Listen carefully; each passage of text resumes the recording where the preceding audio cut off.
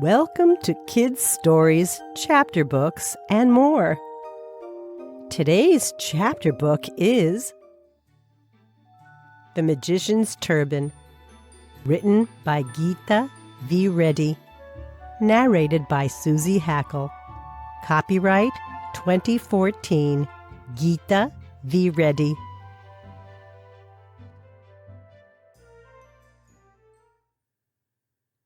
Chapter 1, Going on a Trip.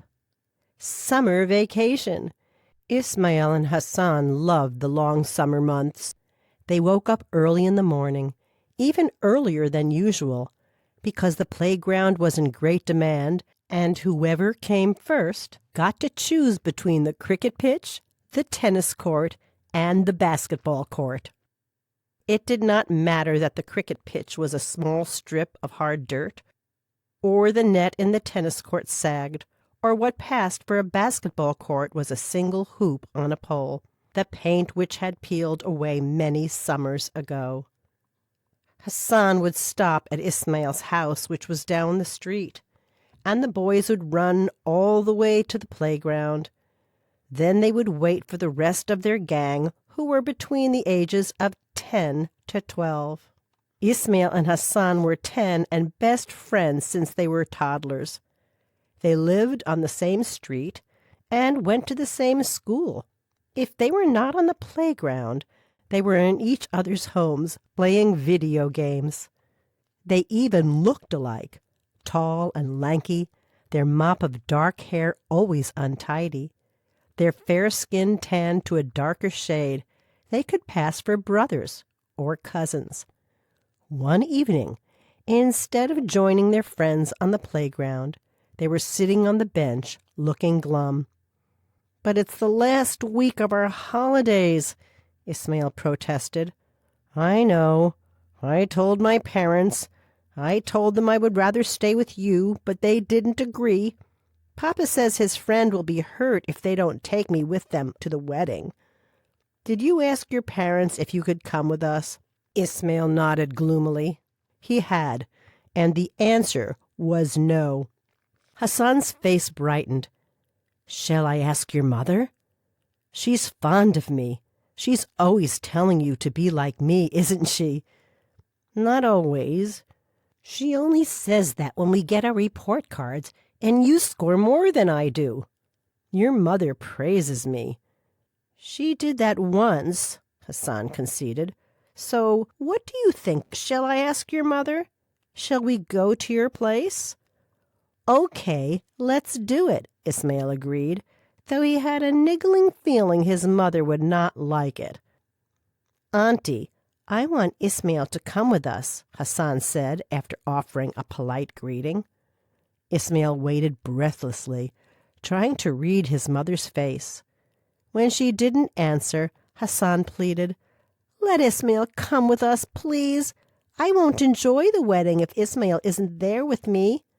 "Hassan, I'm sure you will miss Ismail, but dear, he can't come, and that is final." Hassan tried again, practically begging, but Ismail's mother was firm in her refusal. Finally, he left. Before Ismail could say anything, his mother scolded him. "Why did you bring Hassan here? I'd already told you that you weren't going. You put me in a very awkward position. Hassan is a sweet boy and your best friend. I didn't like refusing him." "Why did you?" Ismail asked, not understanding. "They will be away for a week.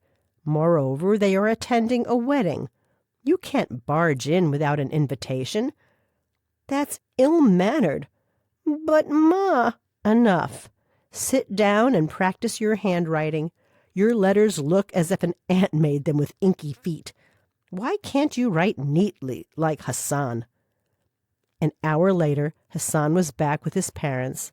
His mother straightway came to the point. "We would love to have Ismail accompany us," she said. "Hassan has asked me already. I'm afraid I can't send him. He's never spent that much time away from home." "We'll take good care of him. They're inseparable, the pair of them. Let Ismail come with us. I assure you he will be fine. Hassan wants him to come. So do we.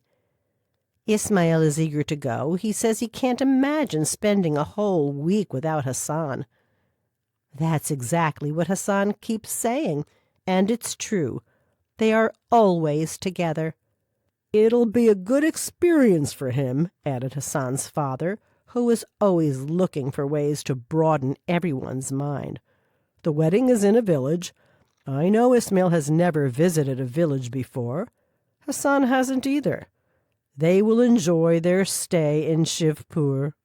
Ismail's mother wanted to know more. Bimal Ram is a close family friend. It's his daughter's wedding. The journey to Shivpur will take about 8 hours, Hassan's mother said. But Hassan told me it will be a week-long trip. That's because of all the events lined up. There are to be songs and dances by professional troupes, rides, games, and shows. It will be like attending a colorful village fair. Bimal Ram is going to a lot of trouble to keep his guests entertained. Ismail and Hassan will enjoy themselves. Ismail glanced at his mother. She looked undecided. Ma says I can't go because I've not been invited, he blurted out. You don't have to worry about that, Hassan's mother said. Bimal Ram is like family and a wonderful person. He'll be delighted to have Ismail. We wouldn't have suggested Ismail come with us if that was not the case. The boys waited anxiously as Hassan's parents continued their efforts to convince Ismail's mother. Finally, when she said, "Ismail, you may go, but you must behave," the boys gave a whoop and rushed out of the house. They were so excited they didn't know what to do except let out another whoop. Chapter 2. Fun, Food, Games. Why do I need new clothes? What's wrong with the clothes I have? Ismail, your new clothes are for the wedding and for the reception. One needs to dress up for grand occasions. Hassan will also wear new clothes, his mother explained. He doesn't like them either. They feel scratchy and uncomfortable. He says he'll not wear them. Ismail, you must dress properly and also obey Anjum Auntie. You mustn't trouble her about anything. I'm still not sure whether I should let you go. How will you manage on your own? You don't even know how to fold clothes. Ismail was alarmed. Now what? He rushed to the pile of freshly laundered clothes and started folding them. Except for the sari that kept slipping away from his hands, he managed to fold all of them and arrange them in a neat pile. "See?" he said. By now his mother was laughing. She gave him a quick hug. "I was wrong. You have grown up. Come and help me pack your suitcase. This way you'll remember what is in it." Though Ismail was convinced his mother was packing far too much, he quietly helped her. Did he need 10 handkerchiefs? He barely used them. 2 pairs of formal shoes when he only wore sneakers? A sweater in case it got cold? It was summer. His mother kept reminding him about how he must behave when he was away from home. Be polite, thank your host, go to bed on time, wake up early, don't have too many ices and sweets, and always obey Anjum Auntie and Akbar Uncle, she told him repeatedly. 2 days later, it was finally time to leave. Akbar Uncle placed Ismail's suitcase in the back of the hired SUV. Hassan and Anjum Auntie were already in the vehicle. Ismail got in beside Hassan.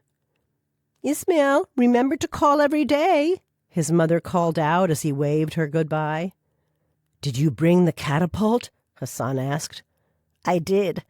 I also brought my cricket bat and ball." "So did I. I also brought the stumps." Due to the early hour, There wasn't too much traffic. Hassan and Ismail watched the sights for a bit, but mostly chatted with each other.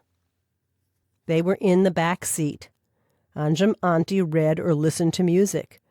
They stopped twice on the way, once for breakfast and the other time to stretch their legs. By 2 p.m, they entered Shivpur. A floral welcome arch greeted them. Ismail realized the flowers were made of paper, but they looked real. "The whole village is decorated," Hassan exclaimed. "It does look like a fair. Look over there. That's a round tent. Doesn't it look like a circus tent, only smaller?" Anjum Auntie asked, sounding as excited as the children. The road curved, and a huge ground came into view. "Is that a cricket field?" Hassan asked. "That's the Maidan. Towns and villages often have large open spaces. They are used for meetings, fairs, and sports," said Akbar uncle. Ismail turned down the window glass. "It's huge. There's a merry-go-round and some other rides out there. The rest is just open space. We can play as much cricket as we want." Bimal Ram met them at the entrance of his sprawling house. He was delighted that they had come and welcomed them in. Ismail remembered to greet him politely. "What good manners the boy has," Bimal Ram said, patting him on the back. After a shower and a sumptuous lunch, the boys were out of the house. They had already made a friend, Prakash. He was Bimal Ram's nephew and about their age. Like them, he loved playing cricket. "It's good you came. We are 1 player short in each team," he told them. The other children also welcomed Ismail and Hassan. They started playing. Ismail and Hassan were in different teams. Prakash was a powerful batsman. So was another boy, Rahul. The wicket-keeper in Ismail's team was a girl. She was very good. "We've never had a game like this," Ismail told their new friends. "Our playground is much smaller and is surrounded by houses. We have to be careful. If we hit the ball hard, we might break someone's window. We aren't supposed to make noise either." The next few days went by very fast. While there were many other things the boys could do, they spent the mornings and evenings playing cricket. During the day, Prakash took them to the village lake for a swim. They also explored the hillocks outside the village and ran between crop-laden fields. Having always lived in a town, they were thrilled with the barns and the wells, the cattle with brass bells around their necks, and the vast open spaces. Hassan's parents wanted the boys to spend at least some time indoors, to listen to the traditional wedding songs the women sang, and to observe other pre-wedding rituals. "Let them play," Bimal Ram said in his booming voice. "Children must play and not sit like old men with aching joints." All the playing made the boys hungry, which was a good thing. Otherwise, they couldn't have demolished the mounds of snacks that kept appearing on the tables under the round tent. Dinner was followed by entertainment. The tables were cleared and moved to the back of the tent. A large wooden stage had been set up in the front. Every evening, the older guests sat on chairs arranged for them, while the young people and the children sat down on big durries spread on the ground. On the first evening, a group of folk dancers from Punjab entered the gathering. The vigorous dance and the quick beat had many of the guests joining in. The next evening, a group of puppeteers put on a play. It was about a wedding in which the bride refused to go with the groom until he promised to do all the household chores. A magic show was to be held on the third night. All the children were eager to watch the magic show. 3 magicians were to perform. 2 of them were the famous magicians, Hankar and Shikar. Nothing was known about the third magician. Hankar did some amazing card magic. Then he did a disappearing act. He also kept everyone in splits with funny stories. Shikar's act was a mix of many kinds of magic. He made balls disappear and reappear in the strangest of places. His beautiful assistant locked him up in a trunk and threw away the key, but he freed himself within a minute. He followed with more acts full of daring. Everyone enjoyed the shows. After their performance, both the magicians said the same thing. Magic is a science. It can be learned. There is nothing supernatural about it. It is only sleight of hand. Good props, tricks, some skill, and lots of practice will turn anyone into a magician. Chapter 3. Amazing Magic. The third magician was Jadugar. "That cannot be a name," said Ismail. "Jadugar means magician in Hindi. Does he not have a name? It's strange." "He also looks strange," Hassan said, staring. Jadugar was very tall. He had piercing eyes, a sweeping mustache, and a graying beard. He wore an old-fashioned long brocade tunic over a gold-edged dhoti. The most interesting part of his dress was his enormous turban. Bright and colorful, it looked like it was made by twisting a very long cloth. His appearance and speech were so striking that, within minutes, he had everyone spellbound. He said, "I'm Jadugar, a magician, a real magician. I do not do tricks skillfully. I perform magic. Today you will see what real magic is. Many tricksters are calling themselves magicians. Soon magicians will be called tricksters. I cannot allow that to happen. So tonight I bring you real magic." He murmured something and instructed for the lights to be switched off. A strange blue light appeared and filled the tent. Music began to play. Bimal Ram was very impressed. Unlike the other magicians who had arrived with van loads of props, Jadugar had come with a single trunk. He had not asked Bimal Ram to provide him assistance either. How had he arranged for the lighting and the music? Jadugar lifted the turban from his head. It came off as if it was a hat. He turned it towards the audience. There was nothing in it. It was empty. He brought the turban in front of his eyes and spoke a jumble of words no one could understand. They sounded like a verse in a foreign language. Then he placed the turban on the floor, waited for a minute, and lifted it again. A white pigeon stood preening itself. It strutted to the front of the stage. Then it spread its wings and started to fly. Jadugar pointed his finger at it. In midair, it changed into a snake and slithered onto the stage. Many people in the audience started screaming. Jadugar again pointed at the snake. It turned into a young girl. She started dancing to the music, which was now louder. Jadugar placed his turban on the floor. The girl began to get smaller and smaller. When she was the size of a small doll, she slipped under the front of the turban. The blue light dimmed and the music grew faint until it could not be heard.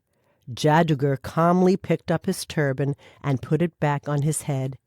He asked for the lights to be switched on. In a short span of 5 minutes, his act was over. The audience couldn't stop clapping and cheering. There were shouts of, "More, please! More, please!" Jadugar raised his hands for silence. He said, "No more. Enough to show what magic is." Chapter 4. A Clever Trick? The audience was excited. They believed Jadugar had showed them real magic. Bimal Ram discussed the act with Honkur and Shikar.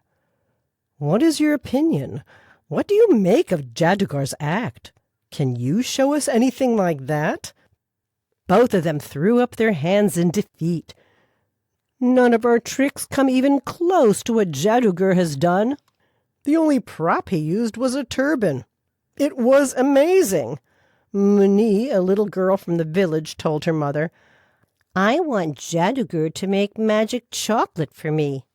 "What does that mean?" "Chocolate made with magic, of course. It should come in whatever shape or color I want." Prakash, who was sitting beside Hassan, exclaimed, "There cannot be anything as wonderful as real magic. I wish I could learn some magic from Jadugar." Hassan was as dazzled as Prakash. He eagerly turned to Ismail. "What do you think?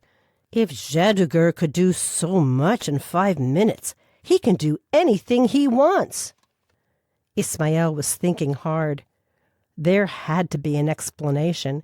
He had not told Hassan about the magic kit his uncle had sent him a month ago. He was practicing every day. He could make a coin disappear most of the time and candy appear occasionally. He wanted to perfect the 2 tricks and surprise Hassan. He had further plans, too. He and Hassan would practice together and become world-renowned magicians when they grew up. Ismail was certain Jadugar had used a trick. He said, "This is no magic. There has to be an explanation. Jadugar might have projected 3D images." "If what we saw were 3D images, why didn't we need special glasses to watch the act? I hear Jadugar came with a single trunk. He would have needed more luggage for bringing a projector and a screen." "It must have been a laser show. That's why we didn't need special glasses." "He was alone on the stage," Hassan pointed out. "He could have a partner hiding in the audience. That man must have switched on the laser show. Jadugar only spoke the lines. He is an actor. He is dressed like one, too. Nobody wears clothes like that. It's a costume." Hassan didn't know anything about laser shows, but Prakash did. He said, "The lights were off. If it was a laser show, we would have seen the laser beam in the dark. He couldn't have taken the help of a partner either. Strangers in Shivpur are easy to spot. People observe what they are up to." Hassan nodded. "Ismail, I don't like to believe in some mumbo-jumbo, but we will have to accept it was real magic. Nothing else explains what Jadugar showed us." Ismail laughed. "Magic explains it? How? Can you explain magic?" "I can," said a voice, and they turned. Jadugar was looking down at them from his great height. He said, "Using my magic, I know that except for the 2 of you, every single person here believes I showed them magic. What you boys need is a lesson." Chapter 5. Trapped. Suddenly, Hassan and Ismail were alone with Jadugar. Just like that, everyone had vanished. How had he made them all disappear? He was also taller and bigger. They had to tilt their head to see what he was doing. Oh no! He was taking off his turban. He was bringing it down upon them. They must do something. They must run. But they couldn't. Fear and surprise had them glued to the spot. As the turban came closer, it grew bigger and bigger until it was the size of a big closet. Even then, the boys stared at it, with mouths hanging open and eyes wide with fear. They looked like fish gasping for air. Ismail came to his senses first. He grabbed Hassan's hand and shouted, "Run!"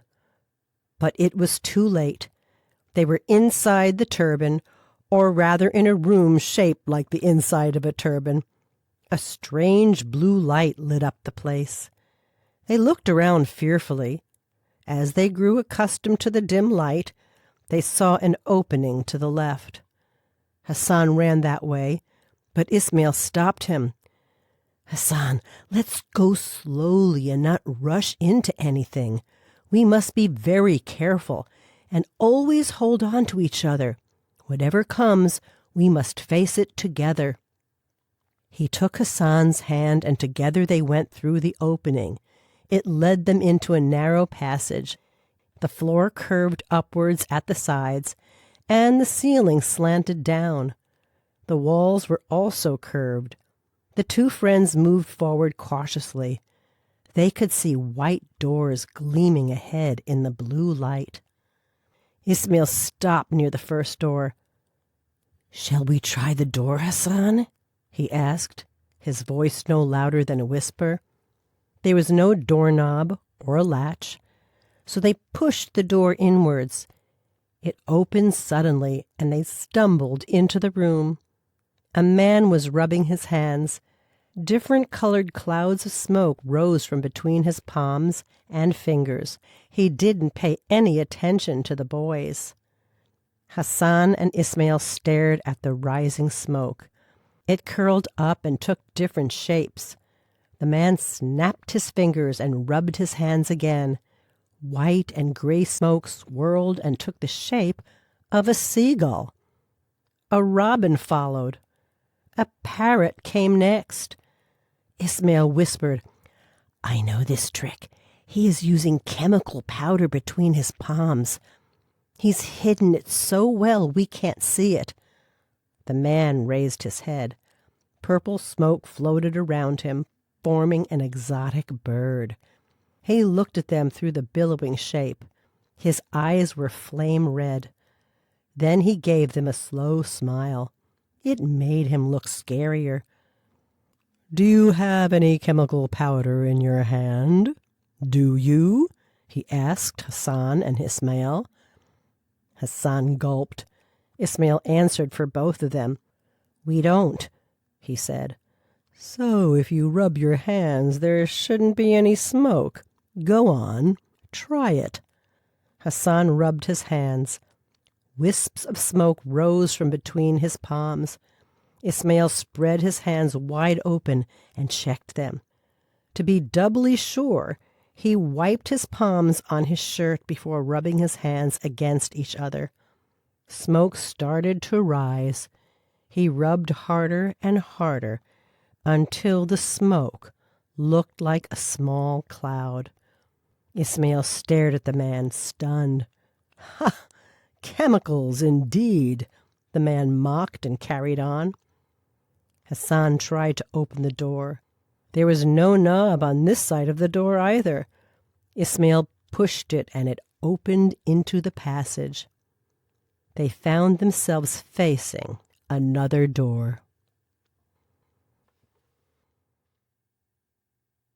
Chapter 6. The Old Woman and Her Ribbons. "Shall we?" Hassan asked. In answer, Ismail pushed the door open, and they entered the room. A most peculiar sight met their eyes. An old woman with wispy white hair and lots of wrinkles was eating paper. She had heaps of paper arranged on the table in front of her. They were of different colors and patterns. Like a greedy child with candy, she stuffed more and more green paper into her mouth until her cheeks bulged out. Then she started chewing on them. "She'll choke," Hassan exclaimed. Ismail held him back. "Shh! Wait." The woman kept chewing, her jaws moving continuously like those of a bovine animal. She stopped and swallowed, waited for a moment, and made a hiccuping sound. Something green appeared between her lips. She tugged at it. It was a green ribbon. She started rolling one end and pulling out more. Soon she had a spool of green ribbon. She kept it aside. "This is taking so much time. I need more ribbons," she murmured and put some yellow paper into her mouth. She looked up at them and said, "Boys, Don't just stand and stare. Come, help me instead. Put some white paper in your mouth, chew it, and swallow. Mind that you chew it well, because I want silk ribbons. I know about young people. They always want to rush through the job. I once had a young girl helping me. I told her to chew the paper until it was soft and gummy, but she had no patience. She swallowed the paper when it was still coarse. Do you know what happened? Ismail and Hassan gaped at the old woman. Did she have two mouths? One to chew with and the other to speak with? She was talking to them, but she was not moving her lips. They were pursed tightly together. Only her jaws moved because she kept chewing the paper she had stuffed into her mouth. Yet there was no doubt she was speaking because they could hear her. Without pausing for them to reply, she continued her story. It was easy to see she was coming to the funny part. Her body was shaking with laughter, and her eyes were filling with mirth. She said, "The young woman was soon choking on ribbons made of rough, coarse cloth. She was gasping for breath. I let her, for a couple of minutes, just to teach her some respect for her elders. After I helped her, she ran out of the room. I never saw her again. Come, you boys take that paper and chew it nice and soft. I'm getting tired of doing all this alone." Hassan and Ismail looked at each other. They didn't want to eat paper or pull out ribbons.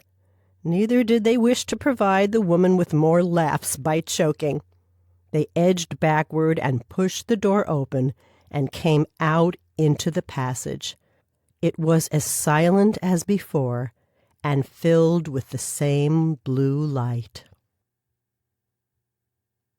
Chapter 7. Outside the Window. "Where are we, Ismail?" Hassan asked. Though he whispered, his voice echoed in the silence. "I don't know. Nothing seems real." "That's how I also feel, as if this is all a dream, a scary dream." Ismail gripped Hassan's shoulder. "That's it. Jadugar has hypnotized us. You know what hypnotism is, don't you?" "I know what it means, but I can't explain it." "It's when somebody puts you in a sleep-like state and makes you do whatever he wants. It's done in different ways. I once read magicians hypnotize their audience so that they see things that aren't happening on the stage. That's how they perform all those impossible acts." "You mean Jadugar has hypnotized us? All this is a dream? The old woman laughing at us and the frightening man we saw, are they not real? We are dreaming them. Whatever we see is only imaginary. We needn't be afraid. Nothing here can harm us." Hassan agreed because Ismail was usually right about everything. The passage, real or dreamed up, stretched ahead of them. They walked on, pausing now and then outside the gleaming white doors. After their encounter with the old woman, they weren't sure whether they should enter another room. Hassan spotted something ahead. "What's that?" he asked. "I don't see anything. I wish the passage wasn't so dimly lit." "Over there to the left where the passage turns. Are those glass panes?" "Yes. It must be a window. Perhaps it's a door to get out of here," Ismail said, and the boys started running. It wasn't a door or a window. Glass panes covered that part of the wall from floor to ceiling. The glass was transparent. The boys immediately looked out through the panes. Ismail saw some houses on a hill slope, but they appeared to be far away. He peered through the next glass pane. A scene from a thick forest with creepers hanging from dark trees, met his eyes. He went back to the first pane and saw the distant hill slope dotted with houses he had seen before. Hassan was also looking through the panes. "They're all different places," he murmured. He rubbed his eyes and looked through one glass pane again. "It can't be. How is it possible? Ismail, look!" Ismail took his place. "That's Prakash, and he's turning the pages of a book. How did he get there? Prakash! Prakash, help us out! Prakash!" Ismail tapped on the glass pane and shouted, but Prakash continued to read the book. Whatever was in it was making him smile happily. "Let me," Hassan said, and started pressing around the glass pane, looking for a way to open it. Suddenly, the pane vanished. Hassan stuck his head out of the small opening. "Prakash!" he called once, twice, thrice. What was the matter with Prakash? He was only a few yards away. Though he was looking at Hassan, he neither smiled nor waved. Hassan could have been a blank wall for all the attention he was giving him. Ismail grew impatient and tugged at Hassan's shirt. The opening was just enough for one boy to stick his head out. Ismail took Hassan's place and called out loudly to Prakash. His voice echoed in the passage, but did not seem to reach Prakash. "What is he doing?" Hassan asked. Now he was getting impatient. He wanted to look out too. So they took turns poking their head out and calling to Prakash, who looked through them or into the book in front of him. Chapter 8. Mango and Chocolate. Prakash picked up some cards from a pack and arranged them on the table. He read something from the book, words that Ismail and Hassan could hear, but couldn't understand. And the cards rose a little and flopped down again. Prakash clenched a fist and shook it in the air. Yes, I got it. After that, he kept reading out passages from the book. The cards rose, twirled, and fell. One even circled his head. Hassan and Ismail stopped calling out to him. They realized it was of no use. "Why can't he see us?" Hassan asked with a puzzled frown. "We can feel the breeze and touch the leaves growing beside the window. We can hear Prakash and the birds too. How is it that we are invisible?" "That is because we are dreaming," Ismail said, drawing away from the window. "But we can hear each other. Maybe we are in the same dream or hypnosis, and Prakash is in another. Maybe he is part of our hypnosis, but he isn't hypnotized," Ismail said, confusing Hassan further. Hassan went back to looking through the panes. He saw another familiar face and pressed around the pane until the glass disappeared. Sticking out his head, he yelled, "Muni!" "Who?" Ismail asked. "Remember Muni from the village? That little girl who followed us around and kept eating sweets? What is she doing in our dream?" Muni was right outside the opening. Ismail called out to her. He stretched out his arm trying to touch her, but she was just out of reach. Muni nibbled at some candy. It was pink and yellow and shaped like a flower. "Must be delicious," Hassan said. "I haven't seen that kind of candy." Muni closed her eyes and said, "Chocolate and mango, please."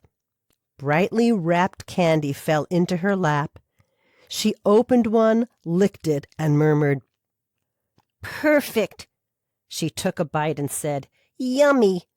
Ismail was close enough to inhale the scents of chocolate and mango. Muni had some more candy in her lap. "Hey, Muni," he called, "pass me one, will you?" Hassan also called out to her, but like Prakash, Muni didn't look at them or answer them. "What type of dream is this?" Hassan demanded. The candy he could see and smell but not eat was making him angry. "Can't we break out of this dream and enter Muni's dream?" Ismail took his hand. "Let's get away from here." They walked back the way they had come and stopped only when they came to the end of the passage. The passage smelt of candy. Hassan grumbled, "It's not fair. When we can't eat the chocolate, we should not be able to smell it either." Chapter 9. The Bleeding Man. Ismail looked at the white door in front of him. "Did you see this? There's a small picture on the door." Hassan peered at it. "Why, it's the picture of the old woman who was taking out ribbons from her mouth." Ismail looked at the opposite door. It had a picture of the man with the smoke figures. They went to each door and checked. All of them had pictures of some animal or person. One door had a bigger picture made of 2 panels. The boys stared at it, then looked at each other. For a few moments they couldn't speak. Hassan looked like he was going to be sick. "It's gruesome," he said, turning his face away from the picture. In the first panel, a man was cut into 2 pieces, with blood flowing out of him. In the second panel, he was whole again. Ismail also found the picture rather terrifying, but he couldn't resist challenging Hassan. "I bet you're too chicken to enter the room." "And you are not?" Hassan asked, daring him back. "What is there to be scared of? None of this is real. It's all make-believe." "Oh, then go ahead and enter the room." "I'm not scared, but remember, we said we would stay together. I'll go first to prove I'm not afraid of going in, and you must follow me." Hassan didn't want to enter the room, but couldn't refuse. That was how they often got into scraps, daring each other to do what they both were afraid to attempt. As soon as Ismail opened the door, he heard a loud groan. It came from a man lying on a table. He had matted hair, and his face was screwed up in pain. A big, jagged blade was cutting through the man's abdomen. Blood flowed out of him and disappeared into a hole in the table. The man groaned louder. Ismail didn't know what to do. The man turned his face towards Ismail. He smiled and winked. Then he went back to moaning and groaning. He sounded so much in pain that Ismail couldn't believe he had smiled a moment ago. Hassan looked over Ismail's shoulder. "What should we do? He may die." Ismail hurried Hassan out of the room. "He won't. It's just a trick. See the second panel here? He becomes whole again." "But he's bleeding," Hassan said, his voice hoarse with fear. "It's not real. He smiled and winked at me." Ismail and Hassan walked down the passage. They couldn't help glancing at the pictures, which were both amazing and terrifying. A woman with long flowing hair and talon-like nails turned into a green reptilian creature and back again. A man's head floated away, dripping with blood. Ismail said, "It looks like the rooms in this passage have people chopping off their body parts. I know none of this is real, but it could give us nightmares later. Let's not go in." Chapter 10. The Magician's Turban. Ismail felt the walls with his hands. He said, "Hassan, without a doubt, we're in Jadugar's turban. This passage is a fold of his turban, and all the white doors that we see lead to rooms in the turban." Hassan agreed.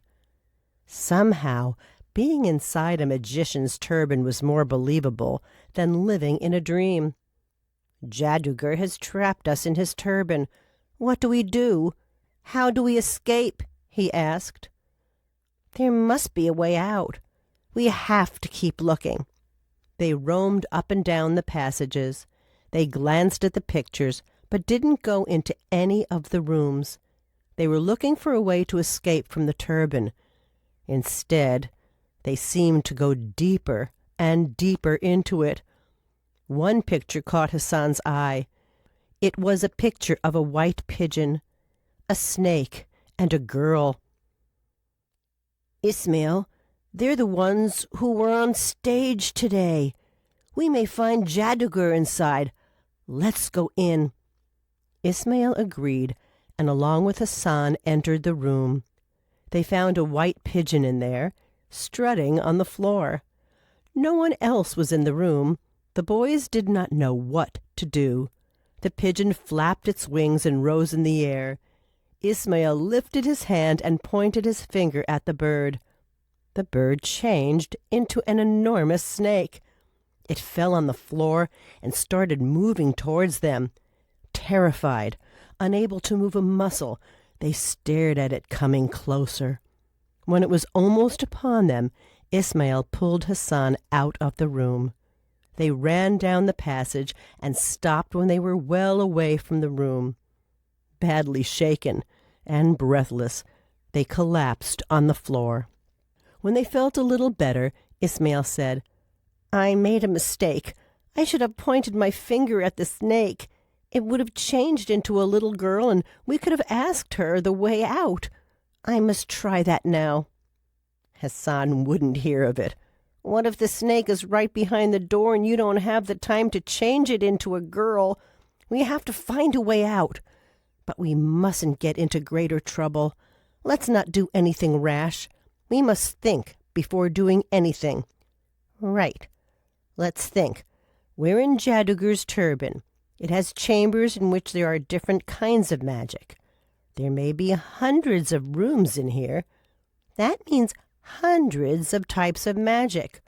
All this is magic, and Jadugar is a real magician. What do you think, Hassan?" "Yes, Ismail. He's no trickster. He's a magician, a real magician." Suddenly a strong wind whooshed into the passage and blew Hassan and Ismail along. It came suddenly. There was nothing the boys could do. They were like bits of straw blowing in the air. The passage abruptly ended, and they felt themselves falling down and down. They landed on a heap of hay in a field. It was dark, and the stars shone brightly in the sky. They heard voices. In a moment, Bimal Ram, Hassan's father, and some other people surrounded them. "Where were both of you all this time? Did you fall asleep in the hay? We've been looking for you everywhere," Hassan's father said, rushing forward and helping them up. "We're lucky Jadugar used his magic to find you. Otherwise we wouldn't have looked for you here," Bimal Ram added. Jadugar came out of the shadows. He raised his hands to his turban and gave the boys a mocking smile. The end. You have been listening to The Magician's Turban, written by Gita V. Reddy. The short chapter book series introduces children to different genres. It attempts to inculcate the love of reading in all children by encouraging reluctant readers to start reading. The books also help early readers and beginner readers to become advanced readers.